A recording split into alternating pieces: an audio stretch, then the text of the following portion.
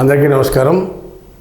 మహానాడు వేదికగా టీడీపీలో గొప్ప మార్పులు చేర్పులు తీసుకొచ్చి సీనియారిటీ పేరుతో 75 సంవత్సరాలు దాటిన వాళ్ళందరినీ కూడా పక్కకు పెట్టి యువతరాన్ని తీసుకొచ్చి లోకేష్ పార్టీ పగ్గాలు అప్పచెప్పాలని చంద్రబాబు గారి ప్రయత్నంగా జరుగుతూ ఉంది.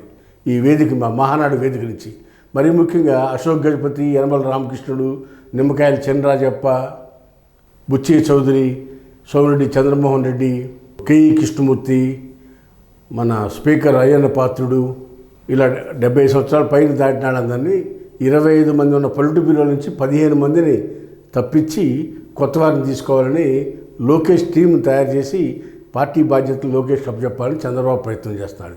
దానికి కారణం గడిచిన 14-19 మధ్యలో చంద్రబాబు నాయుడు గారు గవర్నమెంట్ మీద దృష్టి పెట్టి పార్టీని పట్టించుకోకపోవటం వల్ల పార్టీ ఓటమి పాలైంది. అప్పుడు నిర్ణయాలు పొరపాట్లు జరిగినాయి అనేది పార్టీ యొక్క ఉద్దేశం. 1900 ఓడిపోవటానికి పార్టీకి మీద టైం కేటాయించలేకపోవడం వల్లనే జరిగిన పరిస్థితులు అనేది తెలుగుదేశం పార్టీ గుర్తించినట్టుగా మనకు అందుతున్న సమాచారం.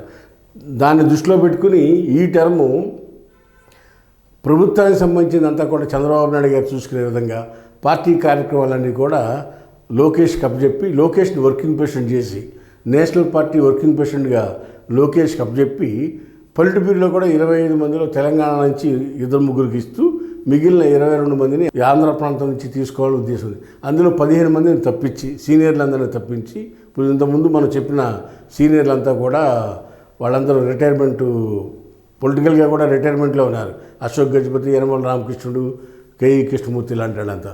మిగిలిన వాళ్ళు కూడా ఏజ్ అయిపోయింది, వాళ్ళని తప్పించి కొత్త రక్తాన్ని నింపాలనేది లోకేష్ ఆలోచన.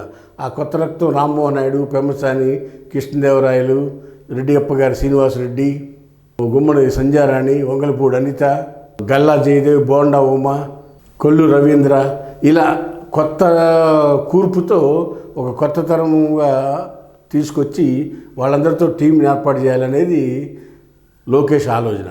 మరి దానికి చంద్రబాబు నాయుడు గారు కూడా ఆమోదంతో తెలిపినట్టుగా మనకు అందుతున్న సమాచారం.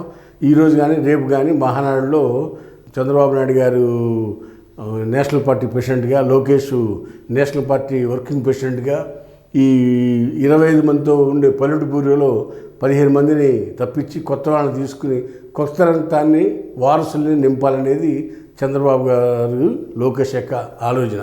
వేసి చూద్దాం భవిష్యత్తులో మరి రాజకీయ ఎత్తుగడలు ఎంతవరకు లభిస్తాయో, లోకేష్ నాయకత్వంలో తెలుగుదేశం పార్టీ ఎంతవరకు ముందుకు వెళ్ళగలుగుతుందో వేసి చూద్దాం.